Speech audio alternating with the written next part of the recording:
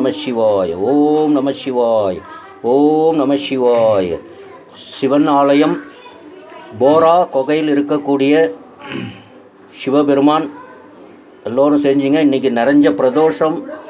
இந்த பிரதோஷ நாளில் இன்றைக்கி அவருடைய தரிசனம் கிடைக்கிறது மாபெரும் புண்ணியம், மாபெரும் புண்ணியம். டிகேஸுக்கு கிடச்சதுன்னா அது தாய் தந்தையர் செய்த புண்ணியம்.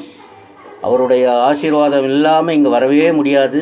ஸோ அப்படிப்பட்ட பெருமைக்குரியவர் போரா குகையில் இருக்கக்கூடிய சிவபெருமான், ஆதியோகி சிவபெருமான். வரலாறே இல்லை, இந்த குகைக்கு வரலாறே கிடையாது. ஏன்னா அந்த காலத்திலேயே அவர் இயற்கையாகவே சிவபெருமான் தனக்கென ஒரு குகையை உருவாக்கிய இடம் இந்த திருத்தலத்தில் சொல்லலாம். பாருங்கள், அப்படியே அவருடைய ஊதுவத்தி ஆசீர்வாதம் அவர் மேலே அப்படியே வருது பாருங்கள். அந்த அளவுக்கு அவர் ஆசீர்வாதம் கொடுக்குறாரு பாருங்கள். நமச்சிவாய நமச்சிவாய நமச்சிவாயம். போரா குகையில் மூலவரை தரிசிக்குவதுன்றது அவர் ஆசீர்வாதம் இருந்தால் மட்டும்தான் முடியும். சாட்சாத் அவருடைய ஆசீர்வாதம், அதில் எந்த விதமான ஐயப்பாடும் கிடையாது. இங்கே நமக்கு குரு ஒருத்தர் இருக்கார்.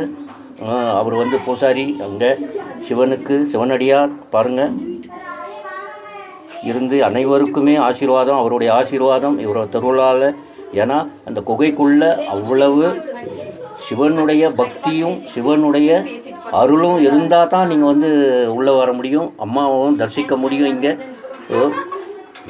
சிவாய் நமச்சிவாய் நமச்சிவாய்